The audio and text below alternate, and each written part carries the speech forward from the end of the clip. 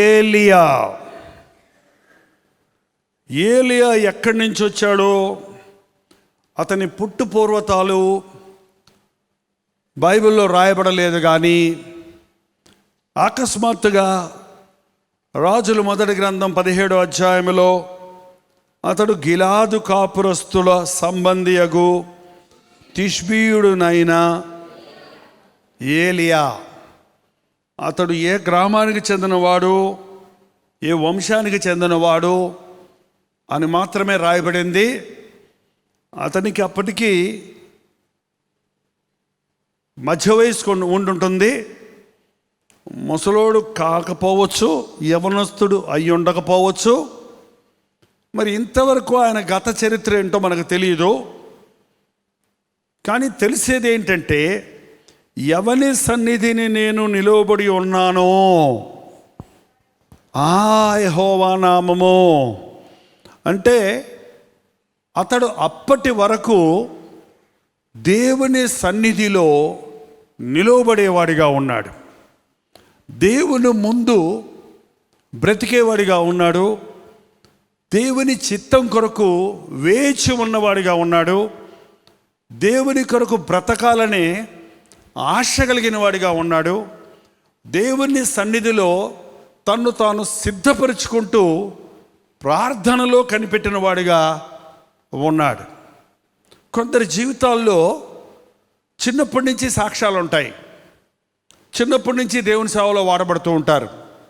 కొందరు జీవితాలలో ఏమీ చేయలేకపోతున్నాను, నేను ఏం చేశాను, నేను అసలు నా జీవిత గమ్యం ఏంటి, నేను ఎందుకు పుట్టాను, నేను ఎందుకు చదువుకుంటున్నాను, నాకు ఇంత వయసు వచ్చింది, ఏం సాధించాను, నాకు వివాహమైంది, బిడ్డలు పుట్టారు, నేనేం సంపాదించాను, నాకు స్థిరమైన జీవితం ఇంకా దొరకలేదే, నాకు స్థిరమైన ఉద్యోగం లేదే, ఒక వృత్తి లేదే, ఒక వ్యాపారం లేదే, ఒక పని లేదే, దేవుడి కోసం వాడబడాలని ఆశపడుతున్నాను, నాకు అవకాశాలు రావటం లేదే, దేవుని కోసం సేవ చేయాలనుకుంటున్నాను, ఎలా చేయాలి? చాలామంది నా దగ్గరకు వచ్చి అంటుంటారు, నేను దేవుడి సేవ చేయాలనుకుంటున్నాను అన్నయ్య, చేయాలనుకుంటున్నాను. ఎప్పటి నుంచి అనుకుంటున్నావు? 4-5 సంవత్సరాల నుంచి అనుకుంటున్నాను. ఏంటి, 4-5 సంవత్సరాల నుంచి అనుకుంటూనే ఉన్నావు, ఇంకా చేయటం ప్రారంభించలేదు. చేద్దామంటే ఏం చేయాలో తెలియటం లేదు. కేరళలో బైబిల్ కాలేజీకి వెళ్దాం అనుకుంటున్నాను, పాస్టర్ గారి దగ్గర వెళ్ళి ఎక్కడైనా ఉందామనుకుంటున్నాను, ఎవరైనా మైక్ ఇస్తే ప్రసంగం చేద్దాం అనుకుంటున్నాను. నేను ఇలా చాలామంది ఏంటంటో చెప్తుంటారు. కానీ దేవుడు ఎప్పుడు ఏది చెయ్యాలో ఆయనకి బాగా తెలుసు.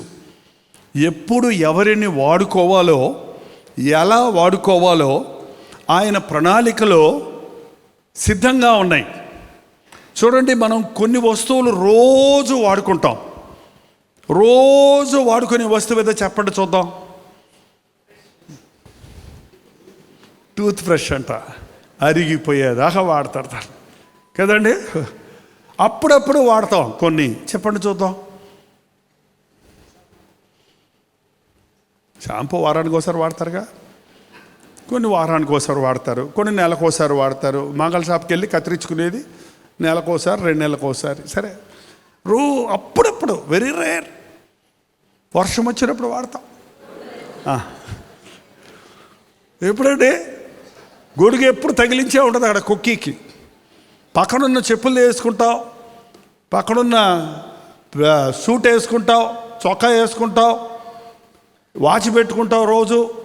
ఆ గొడుగు మాత్రం నీ అంక చూస్తూనే ఉండదు. నన్ను ఎతకలవా, నన్ను ఎత్తుకోవా, నన్ను వాడుకోవా, నన్ను కొనుక్కున్నావు కదా ఏంటండి.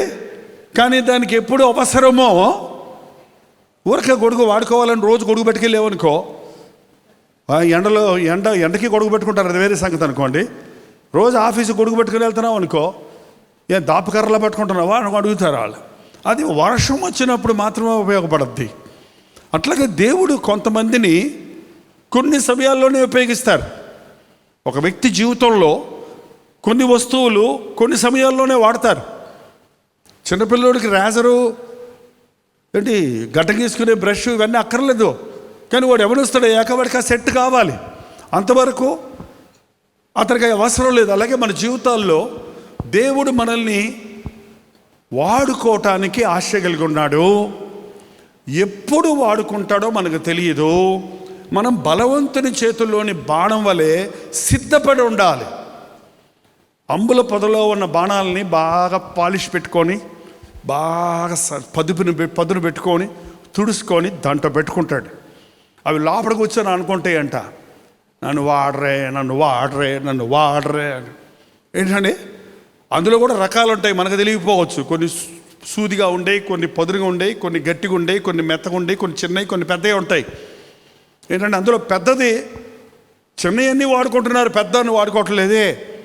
చిన్నవి పిట్టలు కొడతానికి వాడతాడు, పెద్దది దేనికి వాడతాడు? సింహాన్ని కొడతానికి వాడతాడు. ఏంటంటే అంతవరకు అది సిద్ధపడి ఉండాలి. అలాగే దేవుడి చేతుల్లో మనం వాడబడతాం, అంతవరకు కనిపెట్టాలి. మోషే 40 సంవత్సరాలు ఐగుప్తులో సకల విద్య ప్రవీణుడయ్యాడు. రాజకుమారుడిగా ఇక మీదట నెక్స్ట్ కింగ్ అవ్వబోతున్నాడు. ఆ సమయంలో తను హెబ్రీయుడని తెలుసుకొని ఐగుప్తు సింహాసనం కంటే, ఐగుప్తు భోగాల కంటే, ఐగుప్తు ధనం కంటే దేవుని కొరకు బ్రతకటం గొప్ప భాగ్యమని అన్నీ వదులుకున్నాడే. కానీ ఎందుకన్నా పనికొచ్చాడా? ఆ ఊరిలో ఉన్న రాజు తరిమేస్తే, తోటి హెబ్రీయులే తరిమేస్తే, సొంత జనాంగమే అతన్ని తరిమేస్తే, ఒక అనామికుడుగా ఆ అరణ్యంలోనికి వెళ్ళిపోయి మేనమామ దగ్గరికి వెళ్ళి ఆయన గొర్రెలు కాసుకుంటూ ఆ ఎండలో ఏం చేస్తున్నాడో తెలియదు. ఎన్ని సంవత్సరాలు అయిపోయింది? 40 సంవత్సరాలు అయిపోయింది. ఏం చేశాడు దేవుడు నన్ను? ఆయన కోసం నేను సింహాసనం వదిలిపెట్టుకుంటే నన్ను ఎడారి పాలు చేశాడే, నన్ను అనామికుడిగా చేసేసాడే, నన్ను దిక్కుమాలినవాడిగా చేసేసాడే, నాకే పని లేదే, దీనికి సకల విద్య ప్రవీణుని కావాలా గొర్రెలు కాసుకోవడానికి? ఏంటంటే అవి కూడా సొంత గొర్రెలు కావు, మామ గొర్రెలు. ఏంటిది నా బ్రతుకు అని ఈ రోజుల్లో మనలాంటి వాళ్ళు అయితే డిప్రెషన్ అనేవాళ్ళు అన్నమాట. ఏమయ్యా, ఏముంది, ఏం చేస్తున్నావు, ఏముంది, ఎందుకు బతుకుతున్నావు, ఏమో, ఏం చేయబోతున్నావు, ఏం అర్థం కావట్లా. ఎంబీబీఎస్సి చదివిన వాళ్ళు కూడా ఈ రోజున ఎంతో కష్టపడి 5 సంవత్సరాలు 6 సంవత్సరాలు హౌస్ సర్జన్తో కలిసి 6 కదండి, 6 సంవత్సరాలు చదివిన తర్వాత ఏం అర్థం కావట్లేదు నా భవిష్యత్తు అంటున్నారు. ఎంబీబీఎస్ చదివిన వాళ్ళు పీజీ చేయకపోతే, ఏదన్నా ఒక స్పెషల్ స్టడీ చేయకపోతే నా భవిష్యత్తు ఏమి లేదు. ఎంబీబీఎస్ డాక్టర్ అంటే ఎవరు రాడు నా దగ్గరికి బోర్డు పెట్టుకుంటే, ఎఫ్ఆర్సీఏ అని పెట్టాలి, ఫారెన్ రిటర్న్ అని పెట్టాలి, ఏదన్నా ఒక స్పెషల్ స్టడీ చదవాలి. ఏంటంటే అలా కనిపెట్టుకొని కూర్చుంటున్నారు. ఈరోజు దేవుని కొరకు వాడబడాలనేవాడు, దేవుడు ఎవరిని ఎక్కువ వాడుకోవాలని ఆశపడతాడో వారిని ఎక్కువ సిద్ధపరుస్తాడండి. చెప్పండి ఏంటది?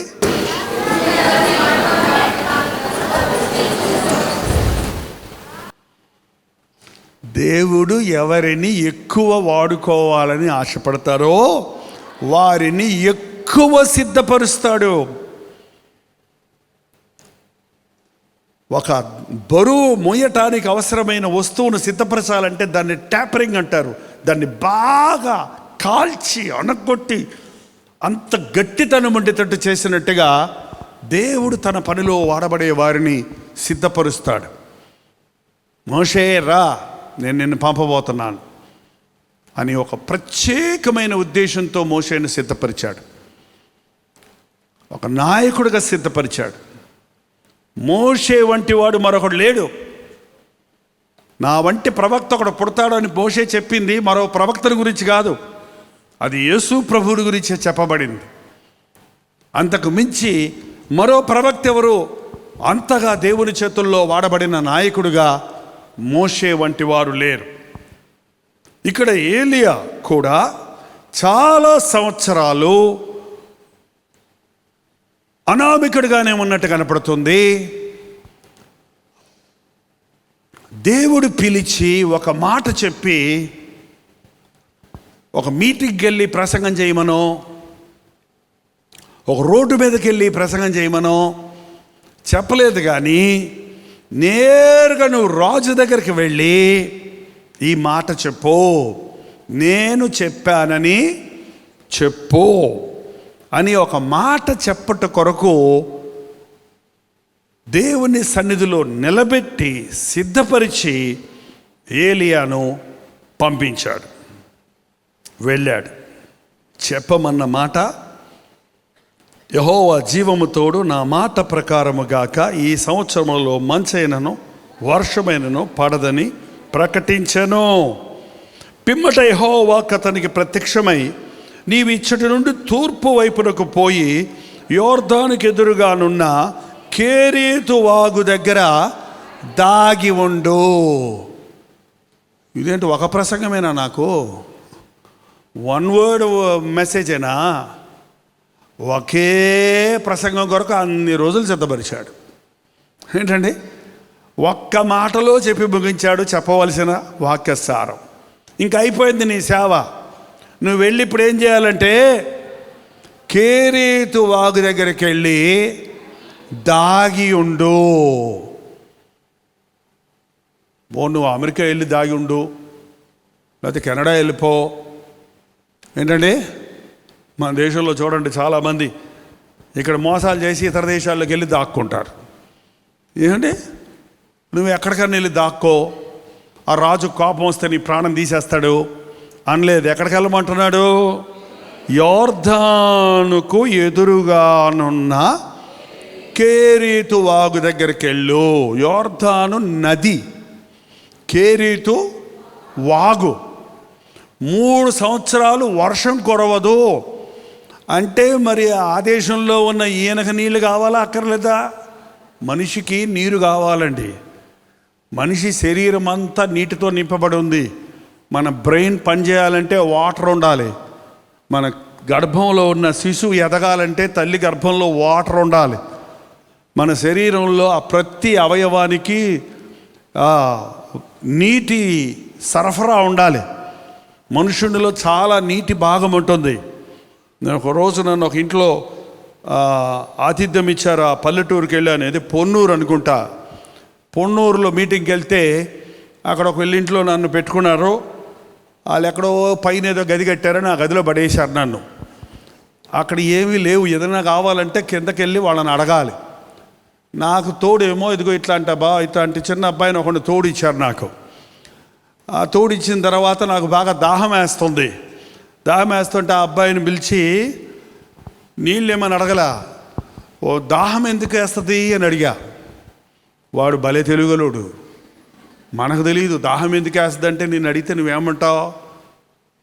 ఏమో నాకేం తెలుసు అంటావు. శరీరంలో ఉన్న వాటర్ కంటెంట్ తగ్గిపోతే దాహం వేస్తుంది అని చెప్పాడు. అది జరుగుతుంది బాబు, నాకు కొంచెం మంచిలు పట్టరా అన్నాను. మనిషికి తాగడానికి నీళ్లు కావాలి, కడుక్కోవడానికి నీళ్ళు కావాలి, వండుకోవడానికి నీళ్ళు కావాలి, ఉతుక్కోవడానికి నీళ్ళు కావాలి. నీరు చాలా ప్రాముఖ్యం. నీరు ఉచితంగా ఇచ్చాడు దేవుడు మనకి. గాలి ఉచితంగా ఇచ్చాడు దేవుడు. గాలి చాలా అవసరం. ఫ్యాన్ గాలి సంగతి దేవుడు ఎరుగు, ఏసీ గాలి సంగతి ఇంకో సంగతి. ఏమిటి, మంచి గాలి లేకపోతే మనిషి బతకలేడు. గాలి, నీరు, సూర్యరశ్మి అవసరం. సూర్యరశ్మి లేకపోతే పాసిపోతాం, మనం బూజు పట్టేస్తాం. మన ఇల్లులన్నీ కూడా పాసి గబ్బొచ్చేస్తుంది. సూర్యరశ్మి ఎప్పటికప్పుడు ప్రతిరోజు ఫ్రెష్గా మనకు కావాలి. ఇవన్నీ దేవుడు ఉచితంగా ఇచ్చాడు. వెలుగు, గాలి, నీరు. ఈరోజు మనుష్యుడు వీటిని దుర్వినియోగపరిచి వీటిని పాడు చేసుకొని దేవునికి కోపం పుట్టించి వాతావరణాన్ని పాడు చేసుకొని నీటి కొరత, గాలి కొరత, ఊపిరి ఆడటం లేదు. చైనా వంటి దేశాల్లో జనసంచారం ఎక్కువైపోయింది, ఫ్యాక్టరీలు ఎక్కువైపోయినాయి, కంపెనీలు ఎక్కువైపోయినాయి, మోటార్ కార్లు ఎక్కువైపోయినాయి. ముంబై లాంటి దేశంలో పొగతో రోడ్లన్నీ మూసుకుపోతాయట. ఊపిరి ఆడదు, ఎదురుకుండా ఉన్నది కనపడదు. మానవుడు తన శరీరాన్ని పాడు చేసుకుంటూ దేవుని సృష్టిని పాడు చేస్తున్నాడు. అందుకే మనం ప్రజలందరి క్షేమం కోసం ప్రార్థన చేయాలి. మనము శరీరాల్లోనే ఉన్నాం, మనకి గాలి కావాలి, మనకి నీరు కావాలి, మనము దేశంలో ఉన్నాం. అందుకే దేశం కోసం మనం ప్రార్థించాలి, దేశ క్షేమం కోసం ప్రార్థించాలి. దేవుడు ప్రకటించమన్న మాట ప్రకటించిన తర్వాత, నీకు మాత్రం నేను సహాయం చేస్తానయ్యా, నువ్వు యోర్దాను నది దగ్గర ఉండు అంటే వేరేలాగా ఉండేది. నది దగ్గరికి వెళ్ళకుండా ఎక్కడికి వెళ్ళమన్నారు? వాగు దగ్గరికి వెళ్ళమన్నాడు. వాగు దగ్గర నివాసము చేసి నీవు తూర్పు దిగిన యోర్దాను నది కేరీతు వాగు దగ్గర దాగి ఉండు. ఆ వాగు నీరు తాగుదువు. అచ్చట నీకు ఆహారము తెచ్చుటకు నేను కాకోకులములకు ఆజ్ఞాపించితనని ఆయనతో చెప్పాను. మరి నా సంగతి ఏంటి ప్రభువా అన్నాడేమో. అందుకే నువ్వు వాగు దగ్గర కూర్చో, దాగుండు, ఆ వాగు నీళ్ళు తాగు. ఆ వాగు ఎండిపోతే మనమైతే ముందు అడుగుతాం, 2 నెలలకు బియ్యం ఉండగానే 3వ నెలకు లేకపోతే ఇప్పుడే బియ్యం అయిపోయినాయి అంటారు కొంతమంది. అయిపోయిన తర్వాత ఎట్లా అని ఆలోచిస్తారు ఇప్పుడే కొంతమంది. అక్కడ నీకు మరి నా భోజనమో, నీకు కాకులకి నీకు ఆహారం తెచ్చిపెట్టమని నేను ఆజ్ఞాపించాను. ఏంటంటే ఒకవేళ మీకు ఎవరన్నా నా మాట చెప్పారనుకోండి, కాకులు మీకు ఆహారం తెచ్చి పెడతాయి, దిగులు పడకమ్మా అని పాస్టర్ గారు ప్రసంగం చేశారనుకోండి, మీరేమంటారు చెప్పండి? నువ్వు మాత్రం వండుకొని తింటావు, ఆ పాస్టర్ మాకేమో కాకులు తెచ్చి పెడతాయా? అసలు కాకి పిసినిగొట్టుదండి. మన చేతిలో ఉన్నదాన్ని ఎత్తుకుపోద్ది. చిన్నపిల్లడి చేతిలో గారెను కూడా లాక్కపోయే పిసినిగొట్టుది తెచ్చి పెడతామేంటి? కానీ దేవుని ఆలోచనలు, దేవుని పద్ధతులు చాలా విచిత్రంగా ఉంటాయి, చాలా అద్భుతంగా ఉంటాయి, చాలా ఆశ్చర్యంగా ఉంటాయి. ఆయన మాట నువ్వు నమ్ముతావా లేదా, నీవు ఆయన యందు విశ్వాసం ఉంచుతావా లేదా అన్నది నిన్ను పరీక్షించడానికి దేవుడు ఒకటి సేవకుడిని ఎలా సిద్ధపరుస్తున్నాడో చూడండి. ఈరోజు సేవ చేస్తానని చాలామంది ముందుకు వస్తారు. సేవ చేయాలంటే మాకు డబ్బులు ఎవరిస్తారు, జీతాలు ఎవరిస్తారు, సేవ అనగానే మందిరం ఎక్కడ కొనాలి, సేవకు ముందు మందిరం కొంటమా, సేవ అంటే ముందు మైక్ కావాలా, సేవ అంటే ముందు డబ్బు కావాలా? మీరు సర్వలోకానికి వెళ్ళి సర్వసృష్టికి సువార్తను ప్రకటించండి, ఇదిగో నేను మీకు తోడై ఉంటాను అన్న వాగ్దానం తప్ప మీకు డబ్బులు ఇస్తాను, మీకు జీతాలు ఇస్తాను, మీకు అలవెన్సులు ఇస్తాను ఏంటండి అని దేవుడు చెప్పలేదు. నమ్మితే దేవుని మీద నమ్మకం ఉంచితే తను కాకులను పోషించే దేవుడు, పక్షులను పోషించే దేవుడు, ఆయన స్వరూపంలో ఆయన ఆకారంలో చేయబడిన మనలను, ఆయన పిలుచుకున్న మనలను పస్తు పెడతాడా? వెళ్ళు, నేను కేరీతు వాగు దగ్గరికి వెళ్ళు, అక్కడ నేను ఆ వాగు నీరు తాగు, అక్కడ ఆహారం తెస్తానికి నేను కాకోకులకు ఆజ్ఞాపించుతాను అతను తెలియజేయగా. 5వ వచనం, అతడు పోయి యెహోవా సెలవిచ్చిన చొప్పున యోర్దానుకు ఎదురుగానున్న కేరీతు వాగు దగ్గర అక్షరాల పాటిస్తున్నాడు దేవుని మాట. వెళ్ళు అంటే ఎదురు ప్రశ్న వేయలేదు. అక్కడ ఎన్ని రోజులు ఉంటామంటావు అని అడగలేదు.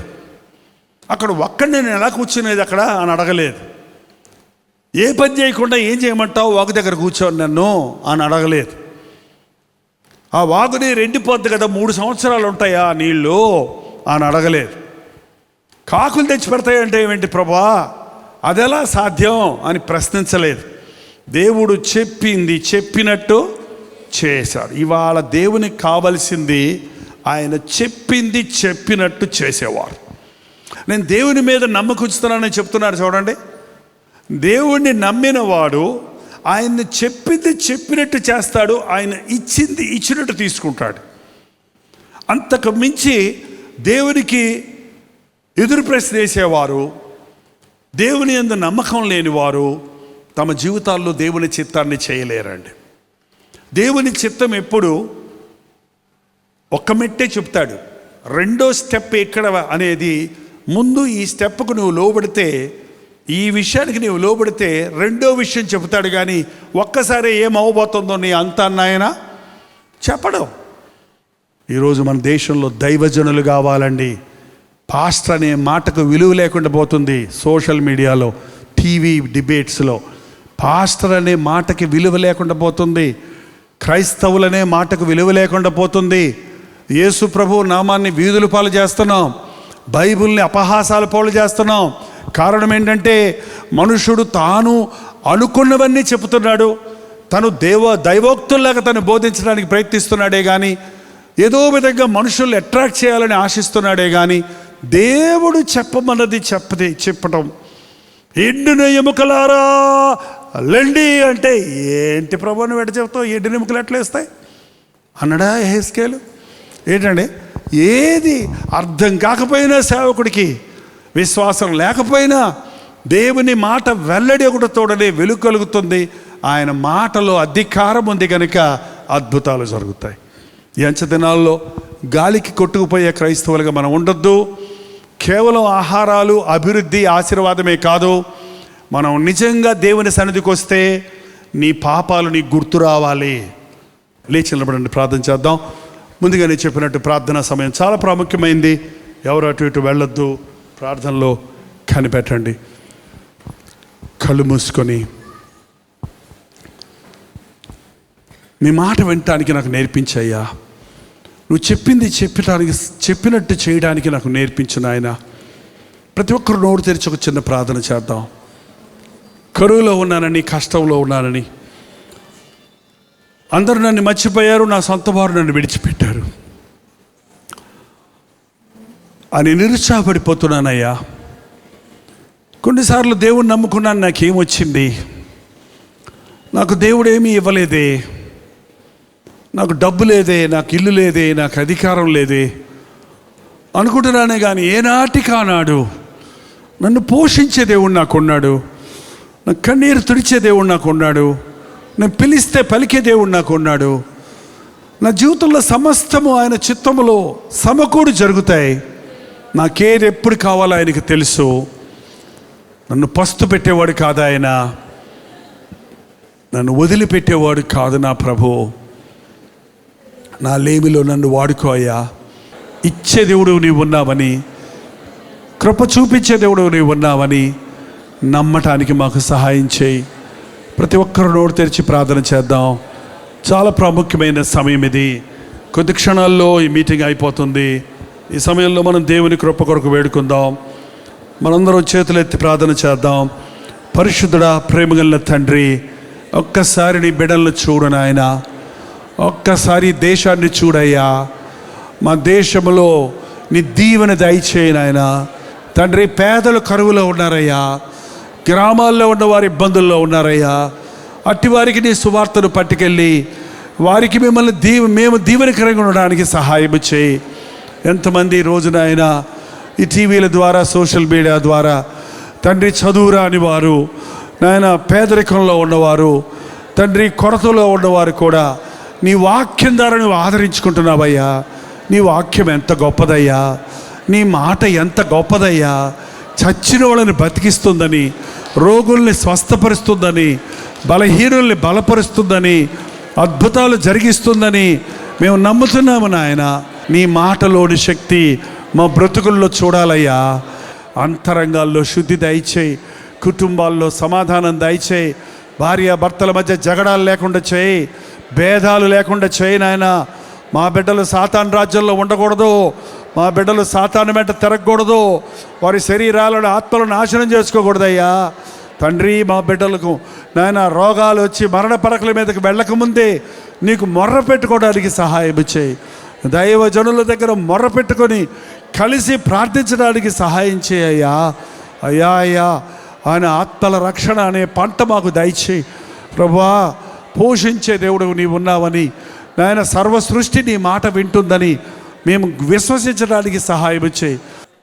ఇంతవరకు తోడున్న దేవా, నీ కృపలు మమ్మను భద్రపరిచి నీ రాకడ వరకు నిలిచి ఉండుటకు సహాయం చేయము. యేసు క్రీస్తు నామములో అడుగుచున్నాము తండ్రి. మన తండ్రి అయిన దేవుని యొక్క ప్రేమయు, కుమారుడైన క్రీస్తు యొక్క కృపయు, ఆదరణకర్త అయిన పరిశుద్ధాత్మ యొక్క సహవాసము కూడి వచ్చిన మనందరికీ ఇప్పుడును సదాకాలము తోడై ఉండును గాక. ఆమేన్, ఆమేన్, ఆమేన్. హల్లెలూయా. దేవునికి స్తోత్రం. దేవుని మహాకృప వలన ఈ నూతన సంవత్సరంలో ప్రవేశించి ముందుకు వెళ్తున్నాం కదా. ఈ జనవరి 15వ తారీఖు కల్వరీ ఇవాంజలికల్ ఫెలోషిప్ యొక్క 44వ వార్షికోత్సవం. 54 సంవత్సరాల నుంచి నేను సేవ చేస్తున్నాను. 44 సంవత్సరాల నుంచి కల్వరీ ఇవాంజలికల్ ఫెలోషిప్ అనే బ్యానర్ మీద, అలాగే జైపాల్ ఫౌండేషన్స్ అనే బ్యానర్ మీద మరింత విస్తారమైన సేవ చేయడానికి దేవుడు భాగ్యం ఇచ్చాడు. రేడియో ప్రోగ్రామ్స్ ద్వారా, టీవీ ప్రోగ్రామ్స్ ద్వారా, సోషల్ మీడియా ద్వారా, వాంగ్మయం ద్వారా, గెట్ టుగెదర్ల ద్వారా, ఉద్యోగ సభల ద్వారా అనేక ప్రాంతాల్లో అనేకులకు అనుదినము దేవుని వాక్యం అందించే భాగ్యం నాకు ఇచ్చున్నాడన్న సంగతిని మీరు బాగా ఎరుగుదురు. ఈ కల్వరీ పరిచర్యల ద్వారా ప్రత్యక్షంగా పరోక్షంగా మీరు మేలు పొందిన వారైతే మీరు కూడా ఇందులో పాలిభాగస్తులే.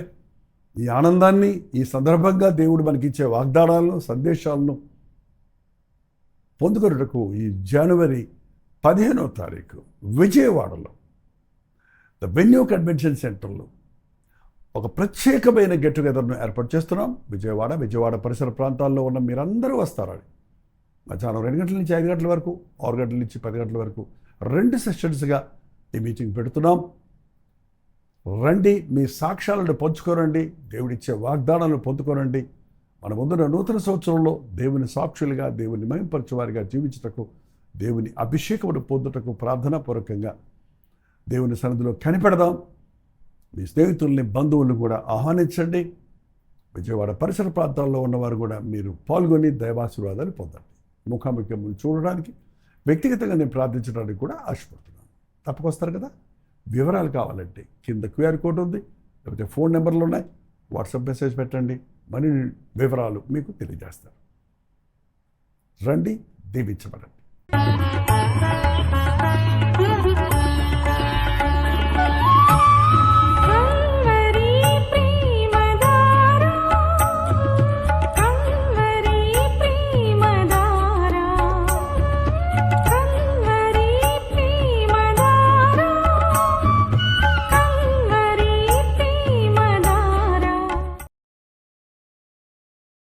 హల్లెలూయా. అవినిగడ్డ పరిసర ప్రాంతాల్లో ఉన్న వారందరికీ శుభవార్త.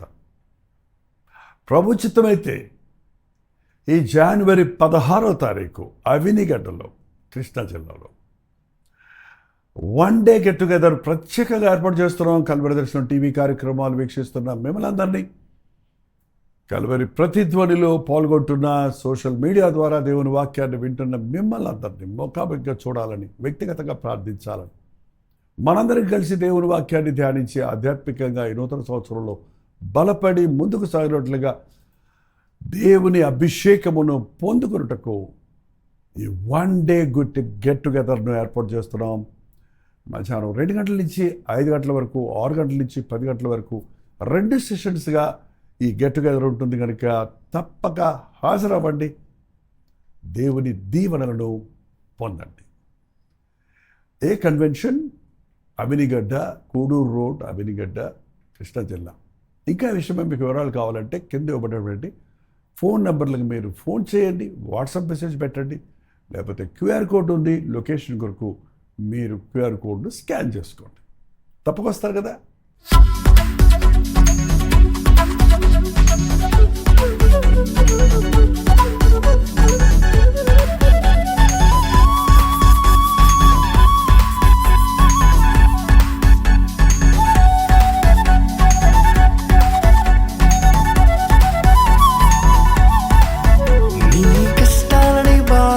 శ్రమలన్నీ తీర్చే అనాథుడు యేసే. నీ కష్టాలని, బాధలన్నీ, శ్రమలన్నీ తీర్చే అనాథుడు యేసే. ఆది నుండి ఉన్నవాడు ఆ దేవుడు, అద్భుతాలు చేసేవాడు నా యేసుడు. ఆది నుండి ఉన్నవాడు ఆ దేవుడు, అద్భుతాలు చేసేవాడు నా యేసుడు.